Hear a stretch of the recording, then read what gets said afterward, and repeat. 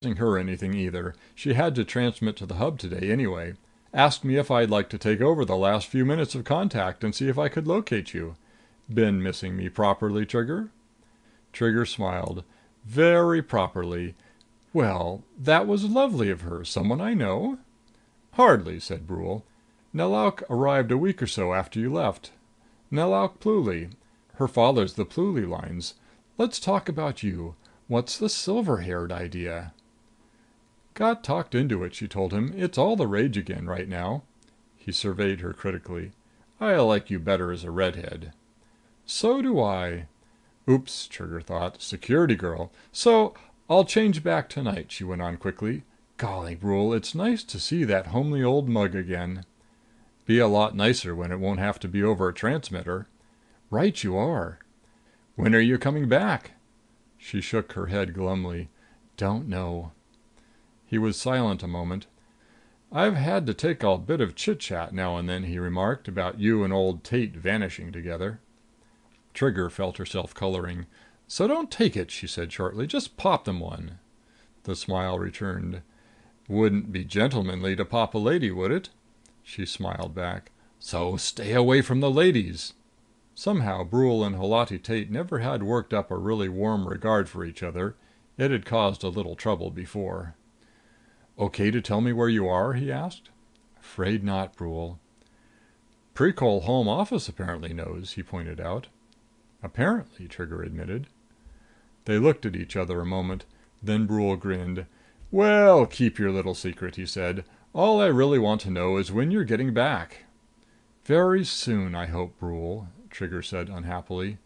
Then there was a sudden burst of sound from the ComWeb, gusts of laughing, chattering voices, a faint wash of music. Brule glanced aside. Party going on, he explained. And here comes Nelauk. She wanted to say hello to you. A dozen feet behind him, a figure strolled gracefully into view on the screen and came forward. A slender girl with high-piled violet hair and eyes that very nearly matched the hair's tint. She was dressed in something resembling a dozen blossoms. Blossoms which, in Trigger's opinion, had been rather carelessly scattered. But presumably it was a very elegant party costume. She was quite young, certainly not yet 20. Brule laid a brotherly hand on a powdered shoulder. Meet Trigger, Nelauk. Nelauk murmured it was indeed an honor, one she had long looked forward to. The violet eyes blinked sleepily at Trigger. Trigger gave her a great big smile. Thanks so much for arranging the call. I've been wondering how Brule was doing. Wrong thing to say, probably, she thought. She was right. Nelauk reached for it with no effort. Oh, he's doing wonderfully, she assured Trigger without expression. I'm keeping an eye on him. And this small favor, it was the very least I could do for Brule. For you too, of course, Trigger dear. Trigger held the smile firmly. Thanks so much again, she said. Nelauk nodded, smiled back and drifted gracefully off the screen. Brule blew Trigger a kiss. They'll be cutting contact soon. See you very, very soon, Trigger, I hope. His image vanished before she could answer. She paced her office, muttering softly. She went over to the ComWeb once, reached out toward it and drew her hand back again. Better think this over. It might not be an emergency. Brule didn't exactly chase women. He let them chase him now and then. Long before she left Manon, Trigger had discovered without much surprise that the wives, daughters and girlfriends of visiting hub tycoons were as susceptible to the Inger charm as any Precol clerks. The main difference was that they were a lot more direct about showing it. It hadn't really worried her. In fact, she found Brule's slightly startled reports of maneuverings of various amorous hub ladies very entertaining. But she had put in a little worrying about something else.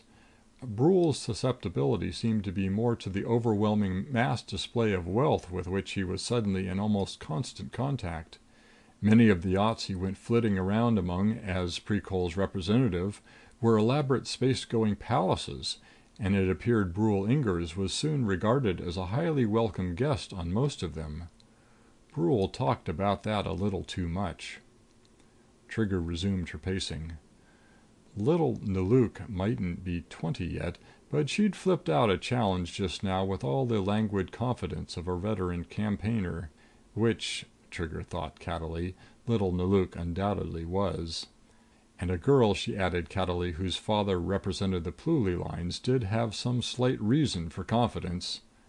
Meow, she reproved herself. Nalook, to be honest about it, was also a dish. But if she happened to be serious about Brule, the dish Brule might be tempted by was said Pluly lines. Trigger went over to the window and looked down at the exercise quadrangle 40 floors below. If he's that much of a meathead, she thought. He could be that much of a meathead. He was also Brule. She went back to her desk and sat down. She looked at the ComWeb. A girl had a right to consider her own interests. And there was the completely gruesome possibility now that Holati Tate might call in at any moment, give her an entirely reasonable, satisfactory, valid, convincing explanation for everything that had happened lately, and then show her why it would be absolutely necessary for her to stay here a while longer. If it was a choice between inconveniencing Holati Tate and losing that meathead Brule, Trigger switched on the ComWeb. End of chapter 3.